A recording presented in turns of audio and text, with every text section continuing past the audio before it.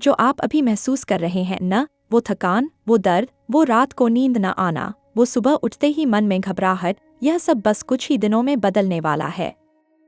और यह मैं आपको झूठी तसल्ली देने के लिए नहीं कह रहा। यह आसमान में लिखा हुआ है। यह ग्रहों की भाषा है। यह वो सच्चाई है जो सदियों पुरानी ज्योतिष विद्या आज आपसे कह रही है, सुनो कर्क राशि वालों, तुम्हारा वक्त आ गया है। आपने बहुत सहा है, बहुत ज्यादा। कर्ज का बोझ, घर में तनाव, काम में रुकावट, रिश्तों में दरारें, स्वास्थ्य की चिंता, एक के बाद एक तकलीफें आती रहीं और आप हर बार खड़े रहे। गिरे, उठे, फिर गिरे, फिर उठे। लेकिन आज मैं आपको बताना चाहता हूं कि यह संघर्ष अब अपने अंत की ओर है। एक ऐसा ग्रह बदलाव आने वाला है जो सिर्फ आपकी राशि के लिए है, सिर्फ कर्क राशि वालों के लिए। और यह बदलाव इतना शक्तिशाली है कि ज्योतिष के जानकार इसे एक दुर्लभ योग कह रहे हैं। 100 वर्षों से भी अधिक समय के बाद ऐसी ग्रह स्थिति बन रही है जहां गुरु यानी बृहस्पति अपनी उच्च राशि में आपकी अपनी राशि में प्रवेश करने वाले हैं। यह कोई साधारण गोचर नहीं है, यह एक दैवीय संकेत है। यह आपके जीवन का वो मोड़ है जिसका आप सालों से इंतजार कर रहे थे। देखिए, जब गुरु किसी राशि में उच्च होकर बैठते हैं तो वो सिर्फ एक ग्रह नहीं होते, वो एक पूरी ब्रह्मांडीय शक्ति बन जाते हैं।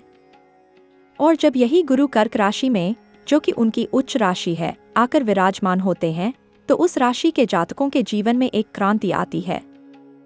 एक ऐसी क्रांति जो कर्ज मिटाती है, दुश्मनों को परास्त करती है, रुके हुए धन को प्रवाहित करती है और टूटे हुए सपनों को फिर से जीवित कर देती है। लेकिन इससे पहले कि हम उस शक्ति तक पहुंचें, पहले यह समझते हैं कि अभी आपके आसमान में क्या चल रहा है। क्योंकि अभी जो ग्रह स्थिति है वो भी बहुत कुछ कह रही है। शनि इस समय आपके भाग्य भाव में है, नवम भाव में। और शनि का नवम भाव में होना एक बहुत गहरी बात है। यह कहता है कि जो मेहनत आपने की है, जो त्याग आपने किया है, जो धैर्य आपने रखा है, उसका हिसाब अब होने वाला है। शनि देव न्यायी हैं। वो देर करते हैं पर अंधेर नहीं करते। और अब उनका इशारा आपकी तरफ है। और राहु आपके अष्टम भाव में है। यह सुनकर घबराइए मत। अष्टम भाव में राहु का होना डरावना नहीं है, यह एक परीक्षा है। यह एक ऐसी परीक्षा है जो आपको तोड़ने के लिए नहीं, बल्कि आपको मांझने के लिए आई है। जैसे सोने को आग में तपाया जाता है, वैसे ही राहु आपको मजबूत बना रहे हैं। और जब गुरु आकर इस स्थिति को संभाल लेंगे तो राहु की यह परीक्षा भी आपके पक्ष में बदल जाएगी।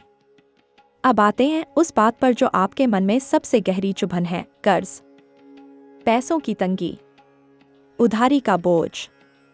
कितने लोग हैं न जो यह वीडियो देख रहे हैं और मन ही मन सोच रहे हैं कि यार बस कर्ज से मुक्ति मिल जाए, बस यही चाहिए। तो सुनिए, ज्योतिष में कर्ज और शत्रु का भाव षष्ठ भाव होता है।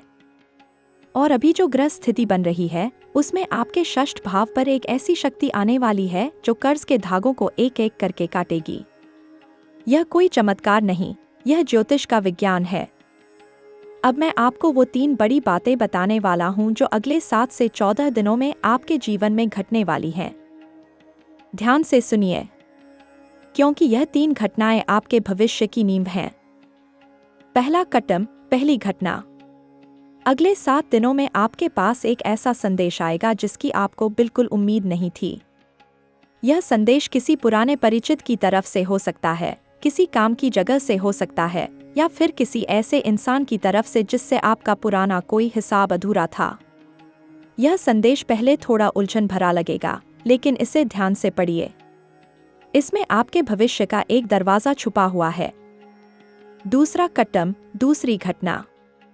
अगले 7 से 10 दिनों के बीच आपके घर में या आपके परिवार में एक ऐसा बदलाव होगा जो पहले से किसी ने सोचा नहीं था। यह बदलाव अचानक होगा। यह बदलाव किसी रिश्ते को लेकर हो सकता है, घर की किसी जरूरत को लेकर हो सकता है, या फिर परिवार के किसी सदस्य के जीवन में कोई नई बात आ सकती है। घबराइए मत, यह बदलाव आपके लिए शुभ संकेत लेकर आएगा, बस आपको खुले मन से इसे स्वीकार करना होगा। तीसरा कटम, तीसरी और सबसे महत्वपूर्ण घटना। अगले 10 से 14 दिनों के बीच आपके मन में एक ऐसा विचार आएगा, एक ऐसी योजना बनेगी जो आपकी आर्थिक स्थिति को हमेशा के लिए बदल सकती है। यह विचार रात को अचानक आएगा या किसी से बात करते हुए मन में उठेगा। इसे नजरअंदाज मत करिए। इसे लिखिए। इस पर काम शुरू करिए, क्योंकि यह विचार ऊपर से भेजा हुआ है। यह गुरु की कृपा का पहला संकेत है। अब बात करते हैं करियर और नौकरी की। कर्क राशि वाले जो नौकरी में हैं, उनके लिए यह समय बहुत महत्वपूर्ण है। आपने देखा होगा कि पिछले कुछ समय से काम में वो मजा नहीं था जो पहले हुआ करता था। ऊपर से दबाव था, साथियों से खींचतान थी और कभी कभी यह भी लगता था कि शायद यह नौकरी मेरे लिए नहीं है। लेकिन अब सुनिए, शनि का भाग्य भाव में होना यह कह रहा है कि जो लोग ईमानदारी से काम कर रहे हैं, उनके लिए एक बड़ा पुरस्कार तैयार हो रहा है। तरक्की आने वाली है, पद बढ़ने वाला है।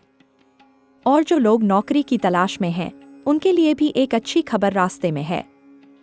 व्यापार करने वालों के लिए, जो लोग अपना काम धंधा करते हैं, उनके लिए यह समय एक नई शुरुआत का है।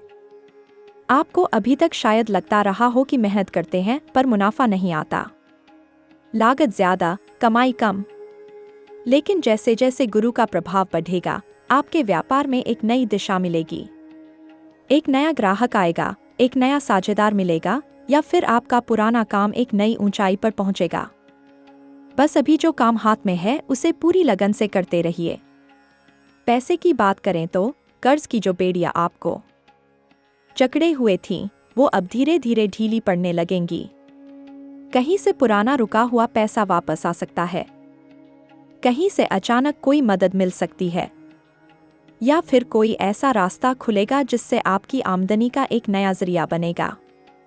ज्योतिष यह नहीं कहता कि पैसा अचानक आसमान से टपकेगा, लेकिन यह जरूर कहता है कि जो रास्ते बंद थे वो खुलने वाले हैं। और जब रास्ते खुलते हैं तो फिर चलना आपके हाथ में होता है। अब बात करते हैं उस विषय की जो शायद आप सबसे ज्यादा मन में रखते हैं पर किसी से कहते नहीं, रिश्ते, प्रेम, परिवार। कर्क राशि वाले स्वभाव से ही बहुत भावनात्मक होते हैं। आप बहुत प्यार करते हैं, आप बहुत देते हैं, लेकिन कभी कभी आपको लगता है कि जितना आप देते हैं उतना वापस नहीं मिलता। रिश्तों में कुछ खालीपन सा महसूस होता है, कुछ अनकहा रह जाता है। तो सुनिए, जो रिश्ते असली हैं, जो लोग सच में आपके अपने हैं, वो इस समय और करीब आने वाले हैं। एक ऐसी बात होगी जो दिलों के बीच की दूरी को कम करेगी। एक ऐसा पल आएगा जब आप और आपके प्रियजन एक दूसरे को वो बात कह पाएंगे जो बहुत दिनों से दिल में रुकी हुई थी। जो लोग प्रेम में हैं, जिनका कोई खास है जिंदगी में, उनके लिए यह समय एक नई मिठास लेकर आने वाला है। रिश्ते में जो थोड़ी कड़वाहट आ गई थी, वो दूर होगी। और जो लोग प्रेम की तलाश में हैं, जो चाहते हैं कि जीवन में कोई खास इंसान आए, उनके लिए भी यह समय शुभ है। गुरु जब लगन में आते हैं तो वो न सिर्फ धन और करियर बल्कि रिश्तों में भी शुभता लाते हैं। विवाह की बात करें तो जिन लोगों के विवाह में देरी हो रही है, जिनके घर में शादी की बात बार बार रुक जाती है, उनके लिए यह एक महत्वपूर्ण संकेत है। गुरु का लगन में आना विवाह योग को बहुत मजबूत करता है। तो जो रिश्ते लंबे समय से अटके थे, जिनके बारे में परिवार सोच रहा था लेकिन कोई निर्णय नहीं हो पा रहा था, वो अब आगे बढ़ने की स्थिति में आएंगे। परिवार के बारे में बात करें तो घर में जो छोटी मोटी कलह चल रही थी, जो अनबन थी, जो मनमुटाव था, वो अब शांत होने वाला है। माँ बाप के साथ रिश्ता, जो कर्क राशि के लिए सबसे पवित्र होता है, वो और मजबूत होगा। बच्चों के लिए भी कुछ अच्छी खबर आ सकती है। शिक्षा में, स्वास्थ्य में या उनके जीवन की किसी जरूरी बात में कुछ सकारात्मक होगा। स्वास्थ्य की बात करें, और यह बहुत जरूरी है। कर्क राशि वालों में से बहुत लोग ऐसे हैं जो मन की चिंता शरीर में ले जाते हैं। पेट की तकलीफ, नींद न आना, थकान, चिड़चिड़ापन, यह सब मन के बोझ से आता है। और जैसे जैसे ग्रहों की स्थिति बदलेगी, मन का बोझ कम होगा। जब मन हल्का होगा तो शरीर भी ठीक होने लगेगा। लेकिन एक बात का ध्यान रखिए, पानी खूब पीजिए, खाने का वक्त मत बदलिए और रात को जल्दी सोने की कोशिश करिए, क्योंकि यह समय आपके शरीर की मरम्मत का समय है। शिक्षा और युवाओं की बात करें, जो छात्र हैं, जो पढ़ाई में लग हैं, जिनके सामने कोई बड़ी परीक्षा है, उनके लिए यह बहुत शुभ समय आने वाला है। शनि का भाग्य भाव में होना शिक्षा को बल देता है। मेहनत करने वाले छात्रों को उनकी मेहनत का फल मिलेगा।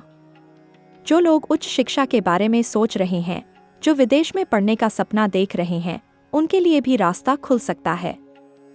विदेश जाने की बात करें, कर्क राशि वालों में से कुछ लोग ऐसे हैं जो विदेश में काम करने या बसने का सपना लंबे समय से देख रहे हैं। कुछ के विदेश जाने के रास्ते में अड़चनें आती रही हैं, वीजा की समस्या, पैसों की तंगी या फिर कोई और रुकावट।